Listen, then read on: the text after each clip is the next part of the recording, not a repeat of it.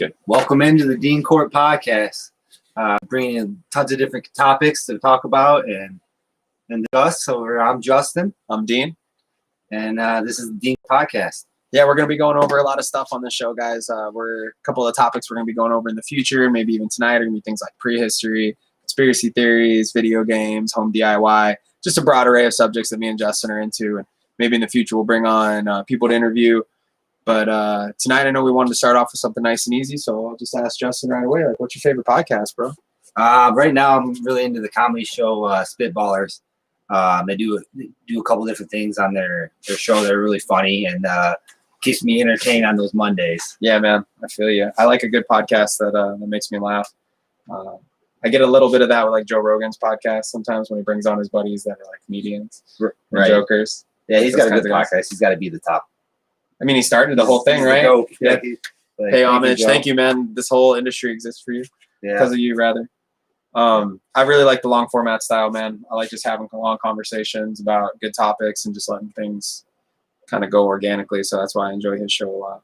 Yeah, for sure. He's he gets some good content out of people that like they might not normally speak of. Yeah. He's a good interviewer. Yeah, he became a good interviewer over time. You know, I'd like to become an interviewer like that one day. Yeah, I was hesitant to listen to his podcast originally just because I was like, who's this guy? Yeah.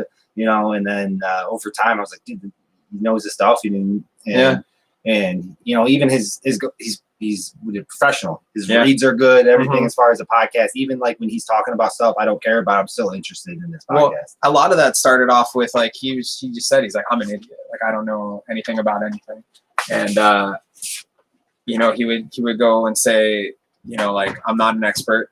I'm just rational, objective. You know, I like to think about things from this perspective. And like, I always respected him for that. Like, he's not the smartest guy in the room. I respect that a lot about him. Like, I like that. Like, he just comes in, he's like, hey, like, tell me some interesting shit. So he brings on interesting people to let him know. Well, I mean, that's how a lot of us learn nowadays is through watching and learning and listening to other people discuss stuff because we've been told that our whole lives. Right.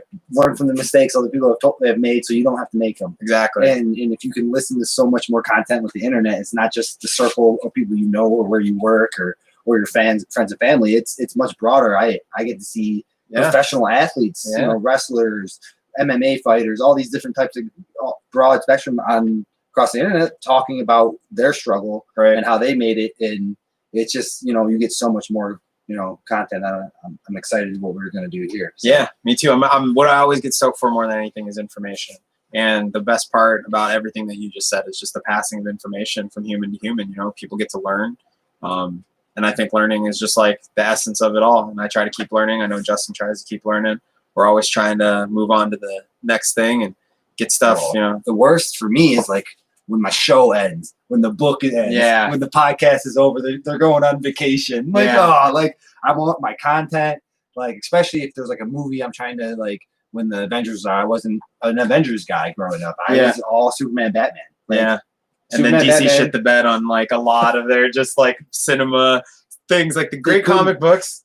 It's terrible movie structure. They couldn't I've reached a certain age where they couldn't like keep me entertained anymore because I was like, no, this is dumb. Why do you keep flashbacks? Stop the flashbacks. Yeah. We just did the rewatch with the family of the Batman, the Christian Bale Batman into the newer ones with the Superman that plays The Witcher. I can't think of his name right now. Oh, I mean, dude's built like a brick house. But, but he's a good actor. Yeah, he's for what it's worth. Yeah. So Ben Affleck's Batman, then you're talking about right now. Yeah, just fucking atrocious. Better way to do it. Ben, good old Ben. Good old Ben. But like constantly, Aquaman, Wonder Woman, they're all flashbacks. Yeah. And so like they'll be in the middle of a scene. Yep. And then they're just in another scene. What? So what happened is that you got older and you realized you like good writing. Yeah. And like what Avengers did was they actually had good writing, and then they backed it with like great screenplay, good actors, and good CGI. It was fresh too because like as much as we grew up in a Batman society growing up at McDonald's, Batman Forever, Batman 2, Batman, there were 4 or 5 different Batmans before we got to the Ben Affleck. Yeah. And they were all different goofy kinds too, like George Clooney's nipple suit. Nipples, yeah. Oh, good old the nipple neck, suit. he couldn't like turn his neck. No, it was all they weird. actually like. I think Christian Bale's got I think really it was actually somebody else in front of him that turned because he couldn't physically turn in the ship itself. So like somebody else was like face. So they had to do. Like, it was an internet maybe. Yeah. You know, you can go down some rabbit holes. I for sure. love these rabbit holes. If you for like all the one, movie Easter egg stuff, you dig those? You probably watch a lot of those. I was really into it because I wasn't into it. If that makes any sense. So up until I got into the Avengers stuff and I really got into it because I didn't know anything about it. Mm-hmm. So all these universes were new to me. And it was like they did like more the fun and Infinity exciting. Saga was like when I started like realizing like what is this? So I did research. I just fell into this rabbit hole. Did you go back and watch Comicstorian's like whole thing of everything. that? Oh man, it's I've watched every episode. Man, I used to leave them playing in the background, and I'd sometimes like if it was like the 6 hour all clip. Yeah, I'd leave that playing in the background, but I'd listen to it 4 times. Yeah. So that way I'd regather the information. Yeah, it's just so much. Like you're like a lot of times it's like loading screens. Yeah. And like I'm like so loading into the riff. Yeah. I'm not getting the most out of it. And then like I'm in the riff the first like probably 10 minutes. Mm-hmm. I don't hear any of it. Yeah. Because I might as well pause it because I'm in I'm in game mode. Oh, the Rift. I'm sorry, I got lost for a second. Yeah. Like League of Legends. Yeah. You're listening to while you're trying to play League. Yeah, because I'll have it on my second screen or whatever. And like the way they do it, that's another like his channel. Channel. Yeah. Because it really started with I think his buddy. I can't think of his name right now. Oh, Comics Explained. Yeah. Comics Explained is pretty legit too. I don't know if they were friends all along or if they just teamed up at some point, but they do fucking great content. Yeah, absolutely. If you any American comic books, like Monster at Twitch, is that his? Yeah. Oh, okay. They do. I think they're aimed more towards Twitch now. Twitch is a great venue too, and we could probably use Twitch in the future to live stream podcasts just as well as we can do with YouTube. Yeah, if you got any ideas and you're listening, feel free to throw them in there. Throw any ideas at us for platform usage, and we're new to a lot of this, but we learned quick, and that's how we got into all these different topics. I know we were just talking about video games. I do want to give a shout to the little brother. Got signed with Complexity, the Dallas Cowboys esports team. He's playing video games professionally. That's awesome. Yeah. Big ups, Riley. Ohai. That's Twitch TV, twitch.tv/Ohai, OHAI. He's kicking ass now. He's getting more subs and more followers and more viewers. And I'm so proud of my little brother, dude. I love you, man. Yeah. Like, you're fucking killing it, making all of us proud. As a big avid video gamer my whole life, it's awesome to see what's happened to the esports industry over all these years, and that it's really grown in the last 10 years. And I commend a lot of the guys that sacrificed not making money trying to play video games in their parents' basement to get esports where it is now. I'll always have a lot of respect for that. But I'm excited to see my brother kick some ass in the future. I know between both of us, we play a lot of League of Legends. I used to play a lot of League. I play a lot of World of Warcraft now. League just got too toxic for me. Sorry, League community. I know you're not listening, but fuck all of you, you toxic motherfuckers. And I know that's the same toxic shit. But God, man, North American League, dude, that's what made me quit. I couldn't do the stress in real life anymore. Yeah, but like for a free game, when it's 100% free. Yeah. And the only time they make money is if you buy accessories for the game. You're welcome, Riot, for my thousands of dollars. Yeah. They got my money too, but I only did it because you guys kept buying me skins, so I had to buy you guys skins. And then that's the trap, bro. And then what happened was I bought myself all the skins the first run, so I put like $50 in, and I like kept meaning to send them as a gift, and I would like purchase it. I was like, you didn't know how to hit the. So I had like gift Annie skins, Echo skins, that's like, super fun. Like whoever you guys, So, but League was a lot of good times. We used to have a big group of real life friends that played it. Yeah, there was like a gaming so it made it more fun to play. It was less toxic. Yeah. But as far as what I think about that community is that they just treat each other like shit. Video games for me. I should be having fun and enjoying my free time. And I can find that in the WoW community every day, but the League community is it's just so trolly, man. It's rough. Yeah. I'm just looking at the sheet here. Yeah. What's your favorite conspiracy theory, or what do you think let me re-ask this because like your favorite's kind of broad. Yeah. What one do you think you could make somebody that's not a believer a believer of? Hollow moon. Okay. Oh, I could probably make you get close to questioning, is the moon hollow or not? Because that was the That's one funny conspiracy theory that I got lost in. Because, all right, my backstory with conspiracy theories is I was unemployed for 2 months in Las Vegas because my restaurant closed down to do renovations. So I was getting unemployment and had a lot of free time. So I went down the rabbit hole conspiracy theories because somebody said to me, yeah, flat earthers are like a thing again. And I was like, what do you mean? Like, we proved that it wasn't flat so long ago.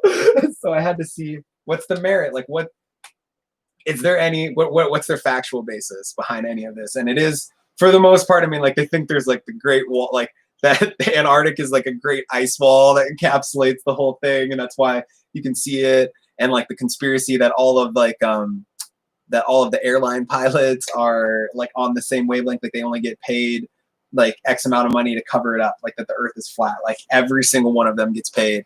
That every photo NASA's ever taken is an absolute lie. That like, you know, all the science we have that supports the data is just big government telling you how to live your life. So I got lost in that conspiracy theory, and then it just opened the rabbit hole for like, I mean, you probably talk about any, and I know a little bit about it because they're all fucking interesting.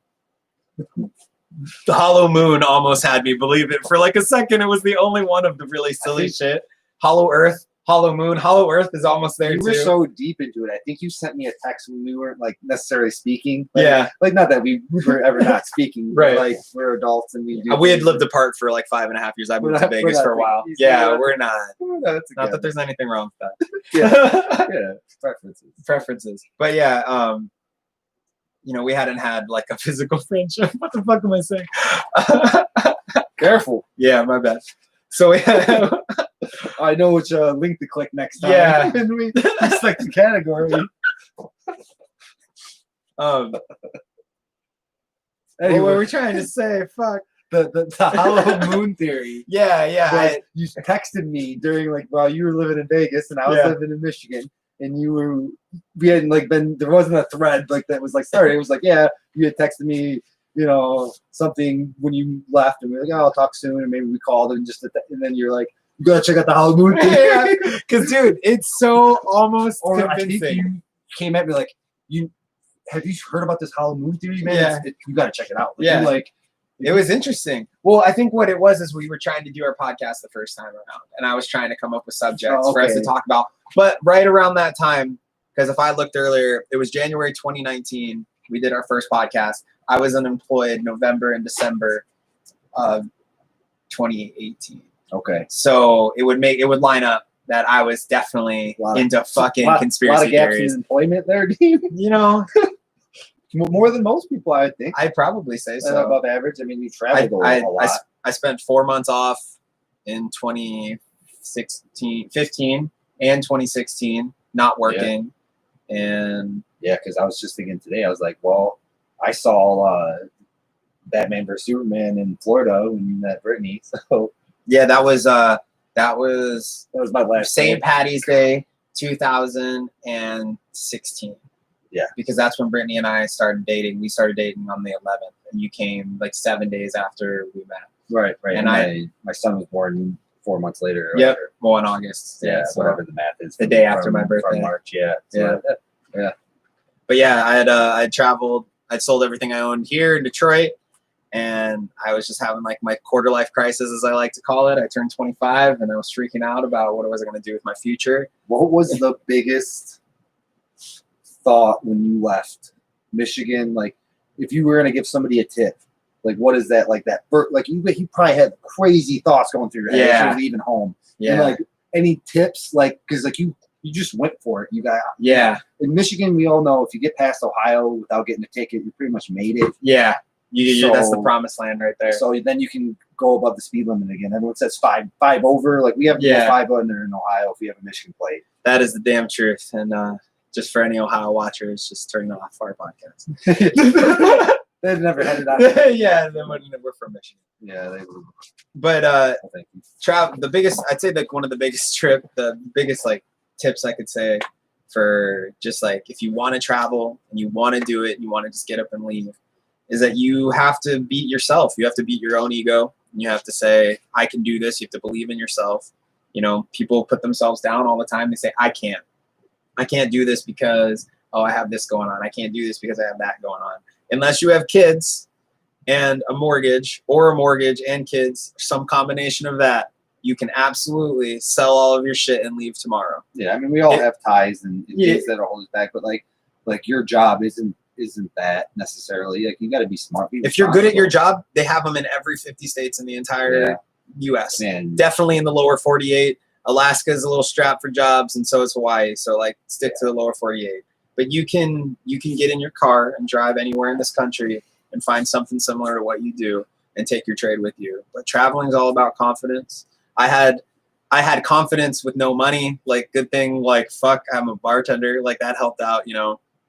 Bartending is one of those jobs that really worked out well for it. That's a skill that you can translate, and because of the restaurant you worked at, you could easily pick up a job in other places. I mean, there's like things to me that, like, going into it, that you were already ahead of. Yeah. Or like, financially, you had at least I had a season's worth of cash. Yeah, like I'd saved some money. Yeah, you know, so I kind of like, knew it was wasn't coming. like you were running away and you had to get out immediately. It was an opportunity for you to if you failed, I mean, you were just coming back to Michigan. Back home. Home is the safety net. You're 40, you know, and then you get your house, and then you have to pick a fence, and you go from there. Yeah. That's why you left. You got to go find some spoils of war. Yeah. Whatever. Some people have to do it different ways. I called it the spoils of war the other day, and I really liked how that sounded, because like, I left with nothing, and I came back with like the love of my life, and I've seen the world over, and I've traveled a ton, and you know, and none of it would have ever been possible if I didn't just like get in a fucking car and go. You know, that's what I say to a lot of people. It's like, you can have every excuse,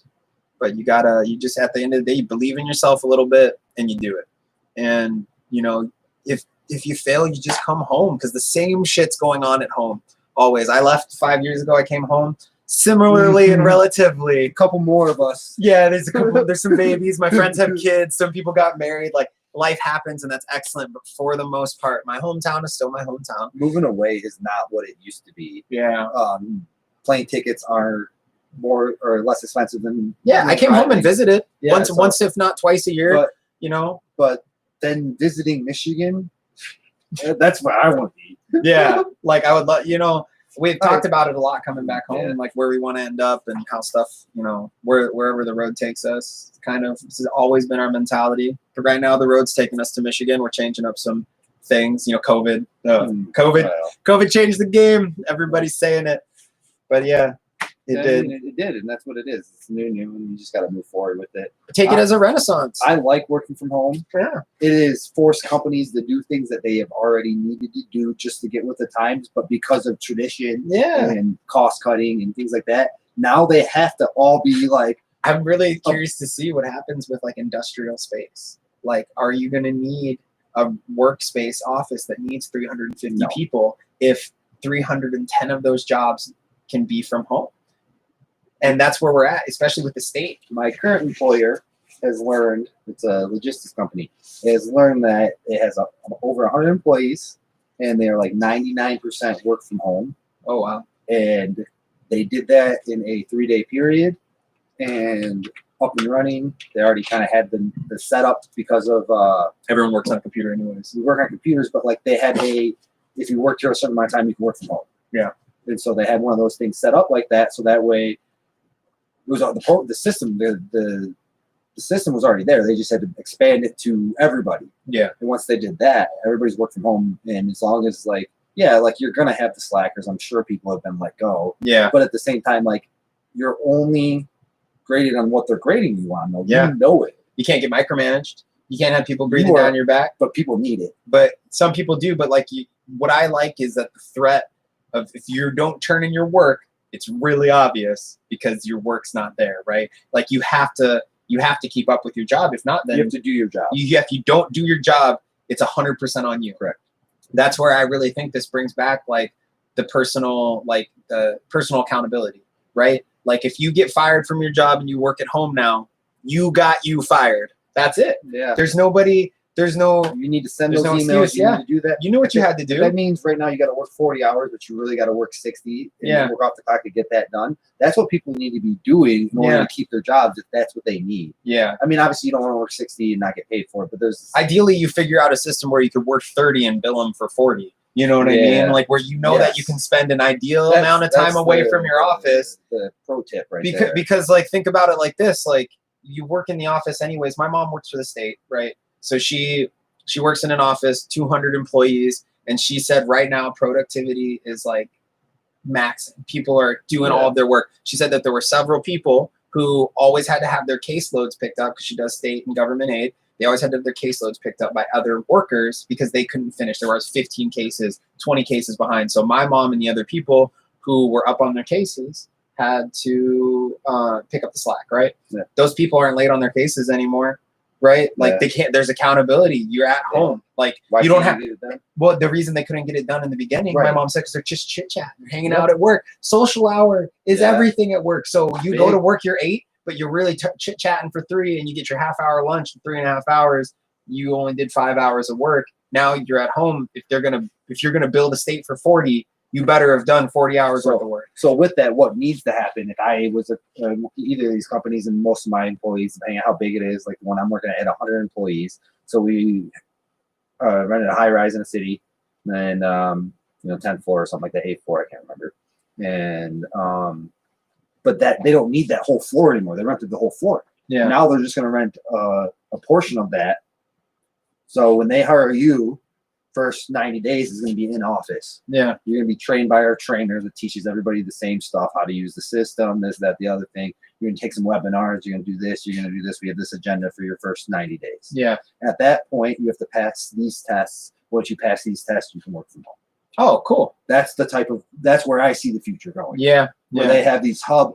It might be to the point where there's a hub, only one hub. Yeah. So if you get it, from a further city, you still got to make the commute for 90 days and then you work from home. Yeah. Or then when they have like maybe sub hubs or whatever they would call them, like little places that you would only need to rent a small space, right, where you can only fit 6-7 people. Right. Like you're talking like the best part about this for the employer is that now you're using your electricity, you use your toilet paper, you use your time, your internet, you pay for your own thing. And now the employer can pay for less bandwidth in the office. Like the ramifications of this are going to be really cool, right? Because we're changing the way the workforce is data entry work or data workforce is going to happen.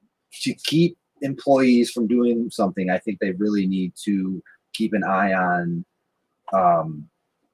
because what's to say that if I can get this job done in 20 and I work 40, I'm just going to stay clocked in. I'm going to do another job just like this, another. And now the new norm becomes having 2-3 jobs from 9 to 5 that you're just at home working on all 3. Are you good enough to do it? Call, can you multitask 3 jobs? Can you do that? I don't know. We multitask. I'm on the server, man, depending on what the jobs are. Right. But think about it like this. What are the jobs? Exactly. Obviously, all 3 have to be. If you have a job that's fully engaging and that's your 40, then you got to fully engage that. Chat bot on one screen. Yeah. So like you got to respond anytime someone asks you about. Oh, like being a help bot for somebody. Okay. On the other screen, you're doing like editing and some kind of like freelance work. Yeah. Writing something that like. How good writing editing is usually the go-to, and then like a little bit more skills you can do, get more paid, more money for that type of stuff. And then you're answering phone calls and doing customer service on the phone. Yeah. So you got all 3 of those 9 to 5. Now is that negative? You think? Oh, I would be so bad at the customer service part. If someone was being a dick, I would be a dick right back. Like right. Like I say that like off the cuff. Yeah, but you're also a server, really so like I know people have been mean to you. I said shitty shit to you. I don't. Do you fire back? No, I don't. Yeah, I never have ever. And so in a customer service setting, I could never picture you giving the customer lip back if they were a dick to you. Like, I see. I don't know. I get hot with a couple people in my life, but that's like more life situations. Yeah. And that's like I'm passionate about something, and I'm like, it's close to home. I get more worked up about it. Yeah. If it's just Joe Schmo trying to get mad about if you're working, their pasta's not hot enough. I don't. You're not gonna hurt my feelings. Yeah.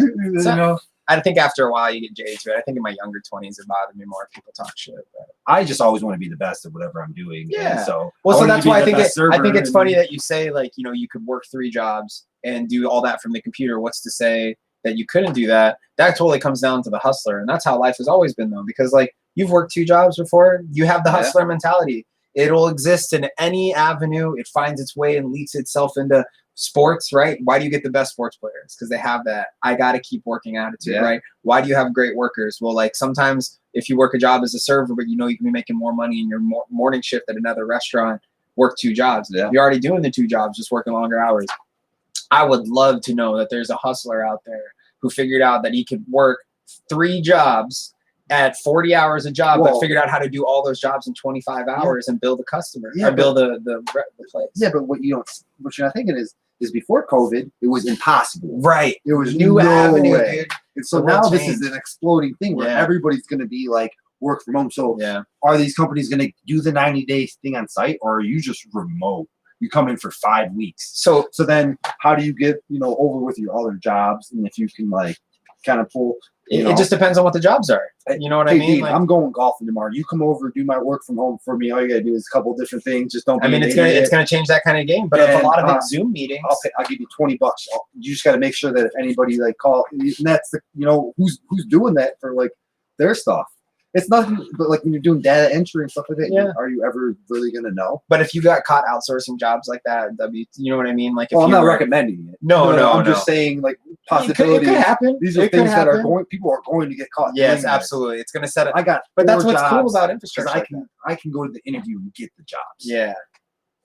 But my girl sucks in interviews. Yeah, but she can do the job. I'm not saying she does. I'm just saying, for instance, she does. I can teach her how to do it. So now they train me, I train her. She's doing that. It all looks like it's coming in on my taxes. Like I don't know if that's smart. I'm not an accountant for sure. Not an accountant, but like, whoa, that is a whole cool new avenue of shit to think about. Just like the modern day hustler will be because like I thought about it like, okay, well, there's a bunch of customer service jobs. If I'm doing chat on one computer, you got to be smart with the tech and stuff like that because like. If you sometimes you got to the phone line, and then that means they have access to your phone and your computer and stuff like that. Like everything's real smart too. Screen sharing, like when you go onto these like secure sites, you have to like go from your phone. I have to access. You have to do 2-way authentication. And so they can definitely be tracking your stuff. And if they see you goofing on working with a whole nother website or those 2 websites those 2 come companies. back to what that software might not be there yet. Like you might be talking like. Are you writing down your orders? Are you putting it into an iPad? Like, you might be switching soon. And that software will catch up because it always does. Yeah. And then it's like, oh, this has always been here. It feels like. We'll see. I think people are. I don't know. I like that thought though. We'll see. We haven't seen it yet because everybody's getting paid by the government. Yeah. No one has to pay the bills in the last 3 months. In a sense, not no one, but like a lot of people, the workforce, the people that like are like don't want to go back, the servers and the people that are in the customer service jobs for $15 an hour that, if they worked 50 hours, they would be making the $900, but they're not. Right. They're just flat out not. Like, it doesn't make sense. Like if I worked as a server right now and I might make 1,000 now, but if I was doing that in January, February, I was not making 1,000. No way. It's summertime, and it's the restaurant we're specifically talking about is a summertime oriented restaurant. Right. But it's one of those things that I don't know. No, it's all right. Yeah, it's just I'm losing it. I know I kind of lost my train of thought too. Like at the end of the day, we're 20 minutes in. Yeah. Well, 28. Recording right there. Yeah, I started doing it a little bit in. Yeah. So I mean, let's just jump topics real quick because what we're trying to do is essentially give you an overall view of what we're doing here regularly. Soon we're gonna have some guests. Beginning of the show, we mentioned Riley. He's going to be a pro gamer. I mean, Valorant, right? Yeah, Valorant. So it's kind of like he's got to have to do it because he's my little brother. So we have to bring him explain the Valorant a little bit to me because I know I have friends that play it, but I know it's a mix of a couple different games. Okay, so Valorant is coming out because Riot, the company that owns Valorant, also owns League of Legends. They have a great structure for competitive gaming. What shooting games have always lacked in esports since the beginning was that there's no structure.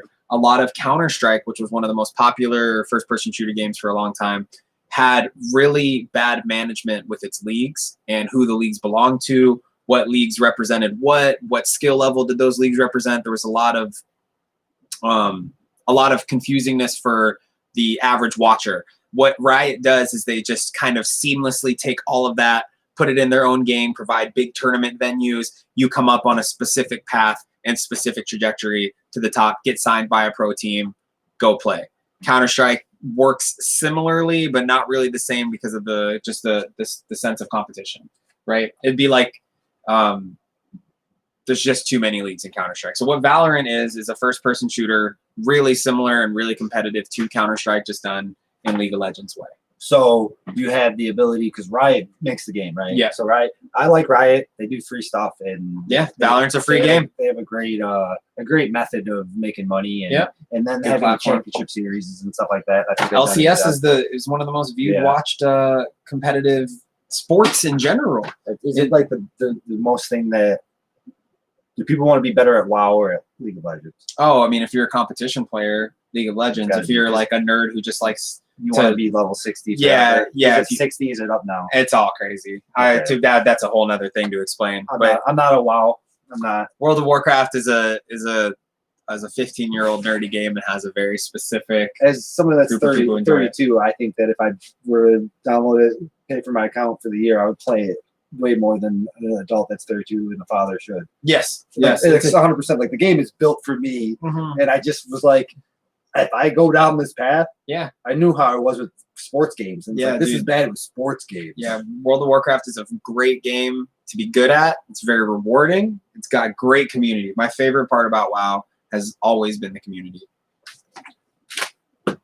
I've always really enjoyed the way that World of Warcraft brings people together to unite for a cause. Like, I raid Saturday and Sunday night with my guild, and that's 4 hours on Saturday and 4 hours on Sunday that I have to dedicate like a job to getting on to playing with 40 other people, because lining up 39 other people's schedules plus mine to get together just to go kill dragons. Think about that. Think about 40 people at your job. If you work at a small job or a place with 100 employees, you have to coordinate 100 different schedules. It's the same thing with World of Warcraft. I mean, I just feel like growing up, everybody was like a closet nerd, and like if you weren't closet about it, it was like you got bullied. Yeah. And like bullying was like, I was athletic, I was like physical, I could wrestle, I played sports a lot, and I got bullied. Yeah. It was just like you did. Yeah. You did. You learned to. We're that last generation though. I was selling my bus driver to stop me closer to home.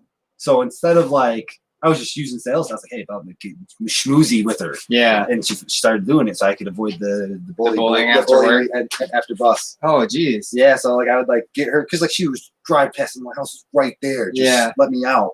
Where there's like physical altercations with bullies?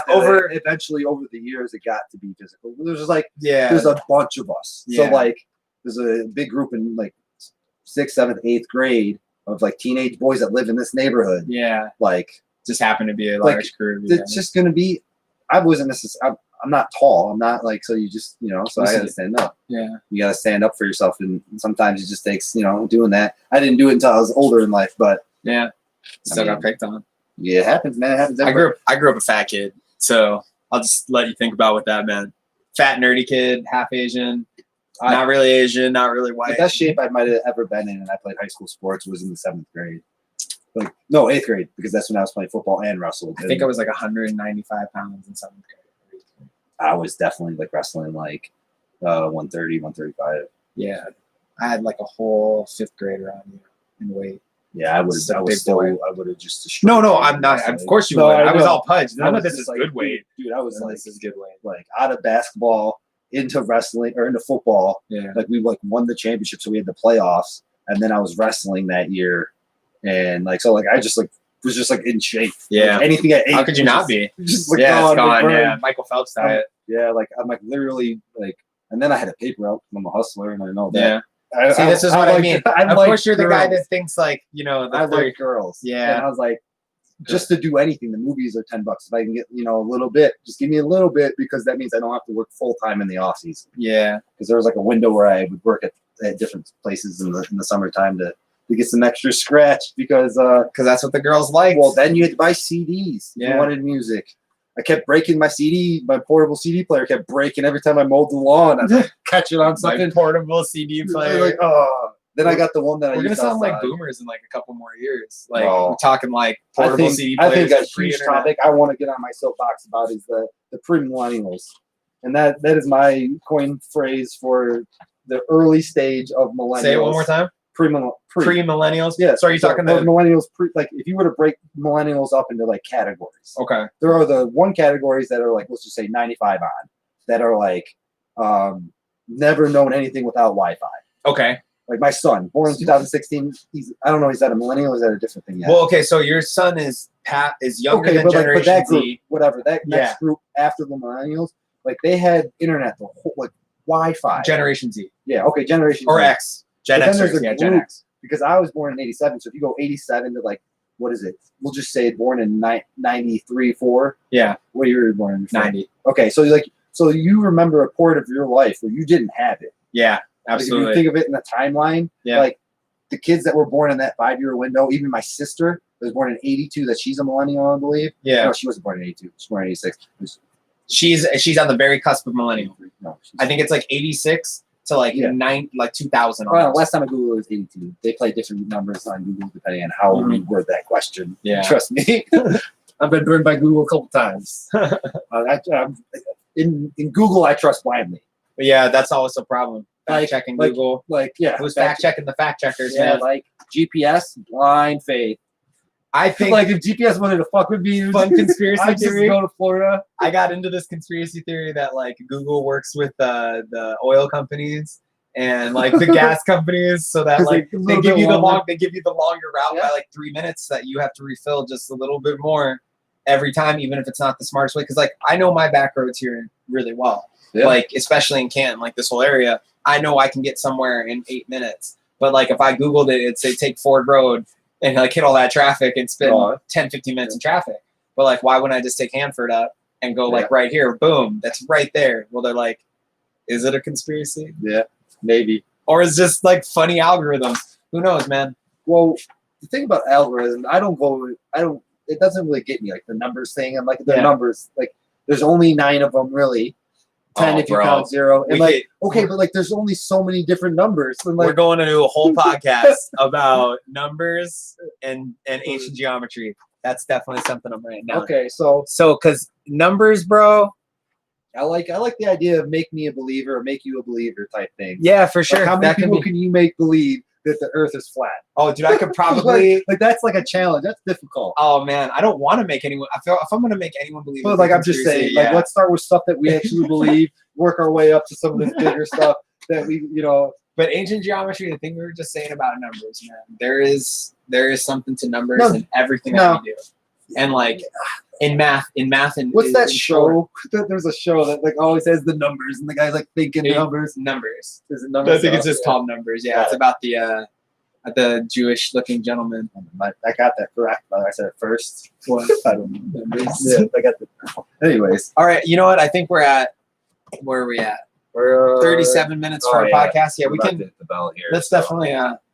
Let's wrap it up. We're gonna probably bring about 30 to 40-minute content in the future. Where it's just gonna mostly be us BSing about topics. We're gonna try to definitely. I know we've said it a couple of times, but we want to bring on people to interview. We're gonna be going with friends who have specialties and things, or maybe they don't. Maybe they're just interesting buddies. We got a lot of people who are funny in our life, or well. There's a couple people that I know we're going to bring on that have stories that, that they have stories that will come out when the 3 of us are together, because some of the stories we're going to tell have significant meaning to people's lives, but they're pretty funny. Some of the times when we used to drink and the times after work and stuff like that. We've got a lot of like parking lot party moments and long nights after work, and I don't know. I can definitely, the deeper I go back into the story vault, depending on who comes, like we can get some good stories out of some people that I know. I mean, it's endless. It's endless fun. So we'll get some people on. Thanks for listening. Yeah, and sometimes it might just be us BSing too, But we're gonna bring you a broad variety of things, and we hope to see more people, and we hope you enjoy our content, guys. Thank you very much. All right, next week Friday. Live on YouTube. Yeah, we're gonna probably be doing Korp Pod. Yep, D&KP podcast, late night podcasts on Friday. Yes. Nope.